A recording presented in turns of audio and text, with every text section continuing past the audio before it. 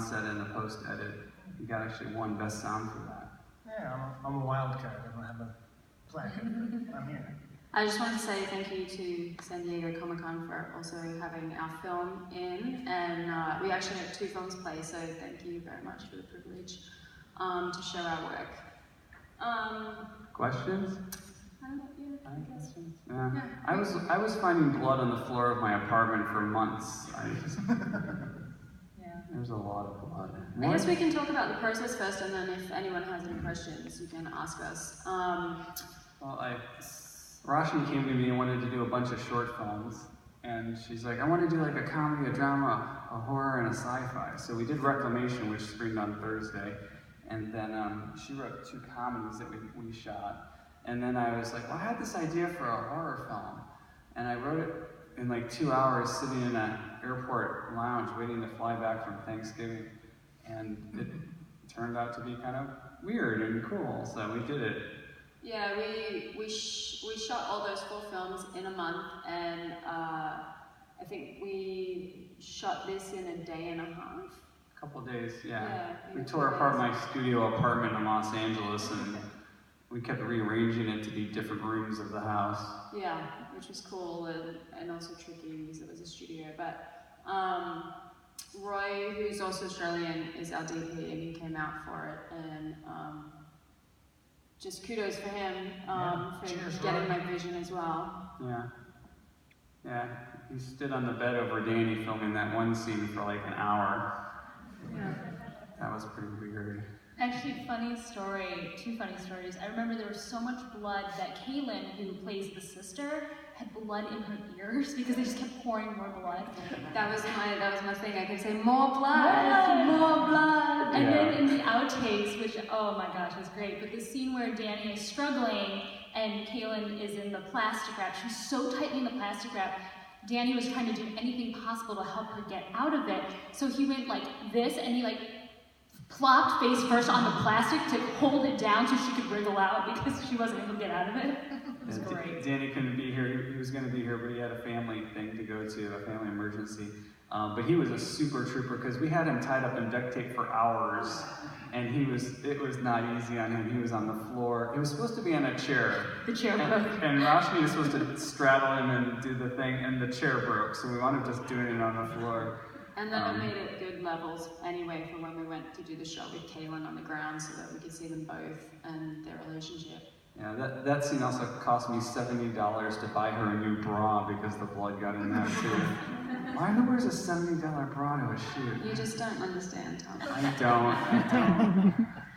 Yeah, so if there's any questions, happy to take some. Everybody knows something. Thank you again for coming. So is that going to be available? Actually, yeah, it's been out in the festival circuit for a year and a half now. So this is kind of, I think it's 34th film festival, 35th maybe. Yeah. So this is kind of the culmination of that film. So we're going to get it online in the next few weeks. We've talked to a bunch of online channels that have showed an interest in putting it on their platform. So you can follow us on Twitter at Synesthesia _. MOV for movie, or synesthesiafilm.com.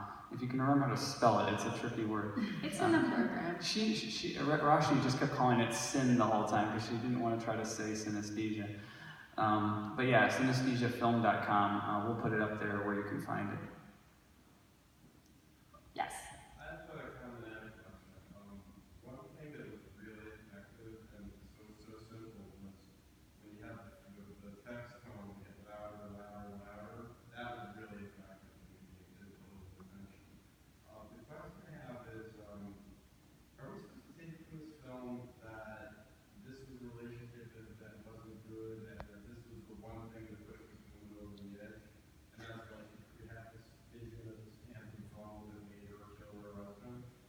Right, I think we probably all have different, this is the whole thing about art. We probably, Tom as the writer probably had a different takeaway, me as a director, another takeaway, and probably the actors as well.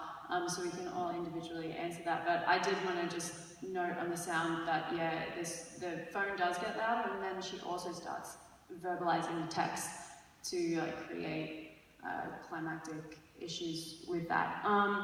So I guess my takeaway is just how much we're absorbed in technology today, and the fact that we need to make sure that we, have like some time away from it, because even like 2 days ago at the con, we were somewhere and my phone was like, I'm like, guys, where's my phone? I can't find it, and it's in my hand. So it's like, sometimes the technology drives us to that point, like what is real and what isn't, especially if you're not grounded in the real world. So that was my perspective. Yeah, I wrote it, I'm not sure why. The idea just came from, I used to get this sensation in my leg that my phone was vibrating, and I'd reach for it and it wasn't in my pocket, and that's what just the idea came from. The relationship, just out of my own Pavlovian instincts on my phone made me want to kind of create some kind of dynamic where someone was so obsessed with it that it really drove them crazy. So it's really kind of self-explanatory, I think. Yeah, I think for me it's interesting how much we communicate with our phones, but we don't communicate in person, and we need to. And I'm a late bloomer to tech, so I didn't get a smartphone until just a couple years ago, but it's scary how dependent you get on it right away. So yeah. Cool. If you guys have any more questions, you can find us. We're all got social media links with our names. And thank you so much for staying out tonight. Appreciate it.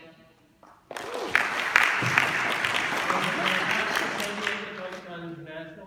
Thank you for deciding to show your film with us. Thank you.